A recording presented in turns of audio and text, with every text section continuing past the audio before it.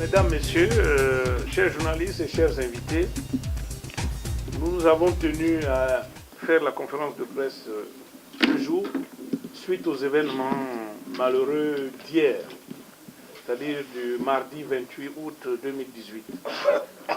En effet, la marche prévue par les 4 organisations syndicales, à savoir Dynamique Unitaire, le SAMTAC, le CIPROCOM et le SINAFOPA,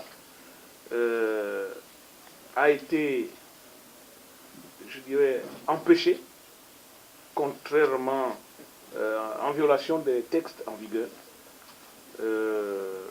par un dispositif impressionnant de sécurité qui a procédé aux enlèvements, je dis bien aux enlèvements arbitraires de certains syndicalistes.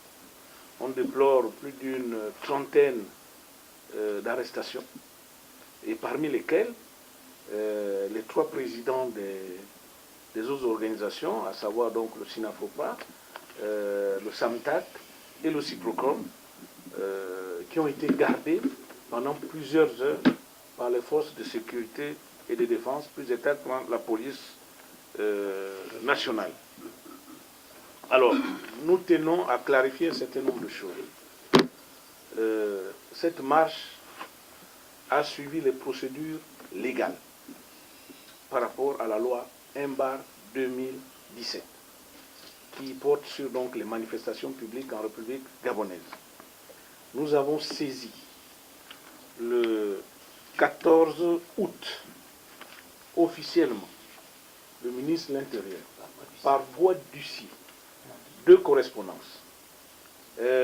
La première relative donc au recours. On voit bien cette correspondance a été déchargée par la secrétaire particulière du ministre le 14 août 2018 à 11h. Voilà, 11h59, c'est bel et bien écrit. La deuxième correspondance, la même chose, par notification d'huissier. Et celle-là concernait donc la déclaration de la marche du 28 août. Donc cette marche a été bel et bien déclarée. Et ce document a également été déchargé, la date est là, vous aurez les copies de ce document. Donc le 14 a été déchargé. La secrétaire particulière du ministre d'État, Lambert Mata, eh bien, elle a déchargé ce document. Et donc, quand le ministre d'État affirme que c'est par voie de presse qu'il a été informé, sans détour, nous disons qu'il est menteur. Ou alors, c'est que c'est sa secrétaire particulière qui n'a pas fait son travail. Et donc, il doit en tirer les conséquences. Mais pour nous, le ministre d'État savait qu'on devait marcher. Et il avait toutes ces informations.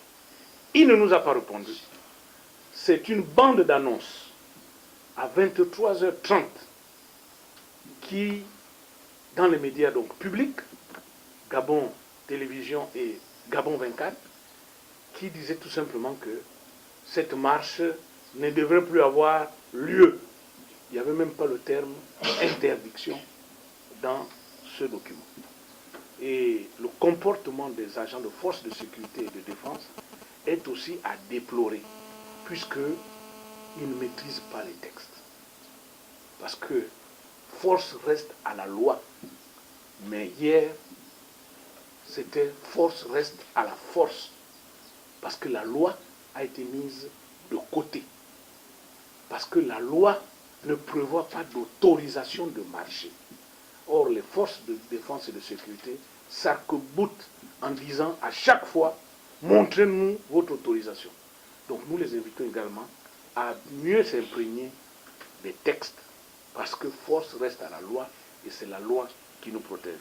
Donc, s'agissant du mépris du ministre d'État, que nous qualifions donc de menteur, en affirmant qu'il n'a pas reçu de document, nous demandons purement et simplement sa démission.